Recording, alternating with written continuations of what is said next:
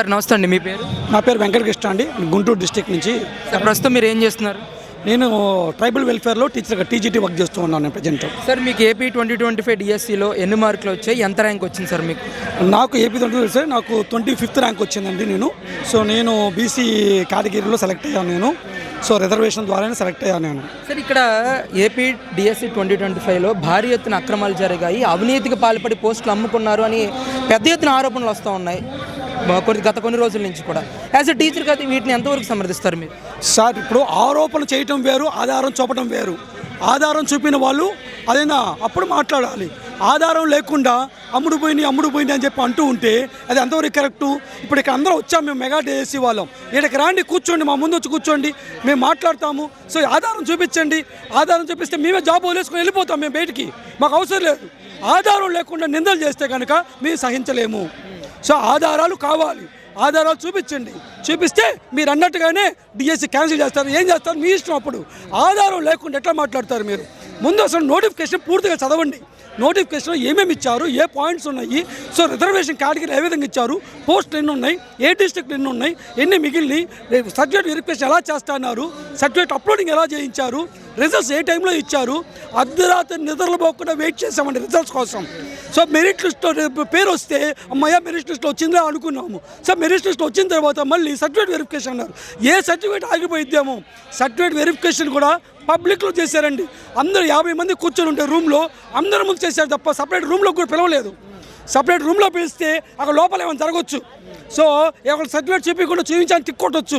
అట్లాంటిది లేకుండా సర్టిఫికేట్లు అందరి ముందు కూర్చోబెట్టి చూపించి క్వశ్చన్ చేశారు. ఈ సర్టిఫికేట్ ఎలా ఎందుకు ఉంది, ఇక్కడ ఎందుకు లేదు, అది ఎందుకు లేదు, ఇక్కడ సైన్ ఏంది, డూప్లికేట్ కనిపిస్తుంది అని క్వశ్చన్ చేసి ప్రతి ఒక్క దాన్ని వెరిఫై చేసి ఆ తర్వాతే అర్ధరాత్రి లేట్ అయినా కానీ రాత్రి 7 గంటల దాకా సర్టిఫికేట్ వెరిఫికేషన్ చెప్పారు. 9 దాకా 10 దాకా కూడా కూర్చొని టీచర్లు పాపం మాకు అన్నీ వెరిఫై చేసి ఈరోజు మమ్మల్ని ఇక్కడ కూర్చోబెట్టారు. ఈరోజు ఈ మాట మాట్లాడుతుంటే చాలా బాధాకరంగా అనిపిస్తుంది. పిల్లలు చులకనగా చూస్తున్నారండి. మాకెళ్ళి మీరు డబ్బులు తీసుకొని పోయి మాకు చదువు చెప్తున్నారు సార్, మీరు డబ్బులు కట్టొచ్చారా ఏం సార్ అని చెప్పి అడుగుతుంటే ఒక్కొక్క నిమిషము కళ్ళల్లో నుంచి నీళ్ళు వస్తున్నాయి. మేము చదువు డబ్బులు పెట్టి దొంగతారి వచ్చి ఈరోజు అంతమంది పిల్లలు బాగు చేయడానికి మేము ఎలా వస్తామండి? అసలు టీచర్ అంటే ఏంటి? Role model. సొసైటీలో ప్రతి ఒక్క వృత్తి కూడా ఈ టీచర్ దగ్గర నుంచే స్టార్ట్ అయ్యేది. తల్లిదండ్రులు కన్నా టీచర్ చాలా ముఖ్యమైన రోల్ ప్లే చేస్తున్నారు సొసైటీలో. అలాంటి వాళ్ళని ఈరోజు ఈ విధంగా మాట్లాడటం అనేది చాలా దారుణంగా ఉంది. టెట్టే రాయకుండా ఉద్యోగాలు ఇచ్చేశారు అని చెప్పేసి మాట్లాడుతున్నారు. ఎంతవరకు సాధ్యమయ్యే అవకాశం ఉందంటారు సార్? టెట్ రాయకుండా అప్లికేషన్లో అప్లోడ్ చేసేటప్పుడు అసలు టెట్ రాయకపోతే రిజెక్ట్ చేసేసారండి. ఒక్క అప్లికేషన్ లేకపోయినా, ఒక్క సర్టిఫికేట్ లేకపోయినా కానీ పక్కన పెట్టేసేసారండి. నేను ప్రిన్సిపల్ పోస్ట్గా అప్లై చేశాను, ప్రిన్సిపల్ పోస్ట్కి కూడా సెలెక్ట్ అయ్యాను నేను. నేను ఆ పాత కాలేజీలో వర్క్ చేసినామండి. ఆ నుంచి నేను సర్టిఫికేట్ తెచ్చుకున్నా.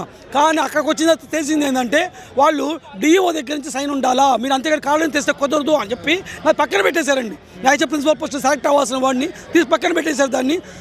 ఏం చేస్తామని ఏం చేయలేము, అందుకే ఆ టైంకి విన్మెంట్ రాదు. కాబట్టి వదిలేసుకున్నాం. ఏం చేస్తాము? అంత పారదర్శకంగా జరిగిందండి డిఎస్సి. మీరు రిజర్వేషన్ కోటాలోనే ఉద్యోగం కొట్టానని చెప్తున్నారు. ఇక్కడ ఒకవైపు హారిజంటల్ కానీ వెర్టికల్ రిజర్వేషన్స్లో భారీ ఎత్తున అక్రమాలు జరిగాయి, పారదర్శకంగా జరగలేదని చెప్తున్నారు. దీని మీద ఏం చెప్తారు sir? Vertical horizontal reservation already ఇప్పుడు కూడా ఆన్లైన్లో డేటా ఉంది. మీరు ఒకసారి వెరిఫై చేయొచ్చు రిజల్ట్ అన్నీ కూడా.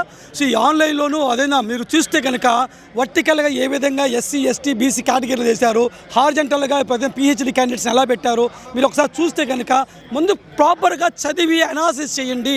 మీకు తెలియకపోతే ఎవరు చదువుకున్నారో వాళ్ళు పిలిపించి అనాలిసిస్ చేయించి ఆ తర్వాత మీరు ఆరోపణలు చేయండి, నిందలు భరిస్తాం.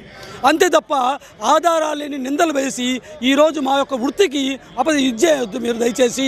ఎందుకంటే మేము teachers role model for the society, అర్థం చేసుకోండి. వేరే పోస్టులు ఏదైనా అనుకోవచ్చు కానీ టీచర్ని ఇన్సల్ట్ చేయటం అనేది అది దేశానికే చాలా ప్రమాదకరమైన పరిస్థితి. సార్ ఇక్కడ నారా లోకేష్ గారు విద్యాశాఖ మంత్రిగా రాజీనామా చేయాలని కూడా పెద్ద ఎత్తున డిమాండ్ చేస్తూ ఉన్నారు. అసలు ఒక టీచర్గా చెప్పండి, ఆయన విద్యాశాఖ మంత్రిగా బాధ్యతలు తీసుకున్న తర్వాత ఈ 10 నెలల్లో మీరు టీచర్గా ఉద్యోగం సాధించిన తర్వాత విద్యా ప్రమాణాలు ఏమన్నా పెరిగాయా? అసలు స్కూల్స్ని ఏ విధంగా ముందుకు తీసుకెళ్ళాడు? నిజంగా రాజీనామా చేయాలనే డిమాండ్ని మీరు సమర్థిస్తారు? నేను రాజీనామా చేయాలనే డిమాండ్ నేను సమర్థించనండి. లోకేష్ గారి అబ్జర్వేషన్లో ఈరోజు రిజల్ట్ పెరిగింది. లాస్ట్ 10th క్లాస్ కనుక మనం చూస్తే కనుక IIIT సీట్లు కొట్టిన వాళ్ళు ఆ గవర్నమెంట్ స్కూల్లో చాలామంది పిల్లలు IIIT సీట్లు వచ్చినాయి. 591 మార్కులు వచ్చి ఈరోజు అయినా ప్రైవేట్ స్కూల్కి ధీటుగా జరుగుతుంది. దాదాపు లక్షలాది మంది విద్యార్థులు, 1,00,000 మంది విద్యార్థుల పైగా ప్రైవేట్ స్కూల్స్ మానేసి ఈరోజు గవర్నమెంట్ స్కూల్కి వచ్చి జాయిన్ అయ్యారు. ఎందుకు మా స్కూల్లో దాదాపు 8 మంది జాయిన్ అయ్యారు ప్రైవేట్ స్కూల్ మానేసేసి. సో బాగా జరుగుతుంది, చదువు బాగా చెప్తున్నారు, కొత్తగా వచ్చిన MDS టీచర్లు అని చెప్పి ఉద్దేశం జరుగుతుంది. అట్లాంటి డెవలప్మెంట్ చేసిన వ్యక్తి మీద మీరు రాజీనామా చేయాలని ఏ విధంగా మాట్లాడతారు? నిరూపించండి. ఏదైనా కానీ ఆధారాలతో దగ్గరకు వచ్చి పేపర్లు పట్టుకొని దగ్గరికి రండి, చూద్దాము.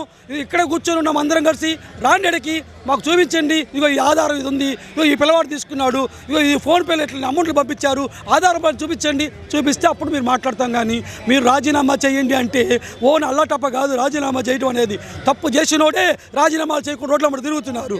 ఎంతోమంది కేసులు ఉన్నోళ్ళే అయినా సీఎంలు పిఎంలు అవుతున్నారు. అలాంటిది ఏ తప్పు చేయకుండా ఇన్ని ఇచ్చిన తర్వాత కూడా ఇంతమంది నిరుద్యోగులకు జాబులు ఇచ్చిన తర్వాత కూడా ఆయన రాజీనామా చేయటం ఏంటండి? రాజీనామా చేయాల్సి దానికి మేము అసలు ఎట్టి పరిస్థితుల్లో ఒప్పుకోము.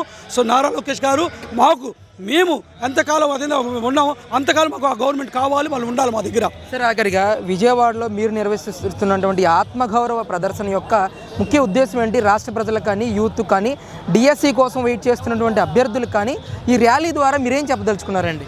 సో ఎలిగేషన్స్ వస్తూనే ఉంటాయి, పోతూనే ఉంటాయండి. మన యొక్క చదువుకునేది మాత్రం ఎట్టి పరిస్థితులు ఆపొద్దు. మళ్ళీ డిఎస్సి ఉంది మనకు near by. So already announcement చేశారు, సెప్టెంబర్లో ఇస్తామని చెప్పి. ఎవరు చదువు ఆపొద్దు, యూత్ అందరూ కూడా చదవండి, కష్టపడండి. కంపల్సరీగా ప్రాపర్ వేలో సిస్టమేటిక్గా మనకి జాబులు వస్తాయి. చదివినోడికి ప్రతిఫలం ఉంటుంది. కాబట్టి ఎట్టి పరిస్థితుల్లోనూ ఆపొద్దు, చదువుని నిర్లక్ష్యం చేయొద్దు. చదువు చాలా ఇంపార్టెంట్. దేశ పురోగతికి చదువే మార్గం, వేరే మార్గం లేదు. కాబట్టి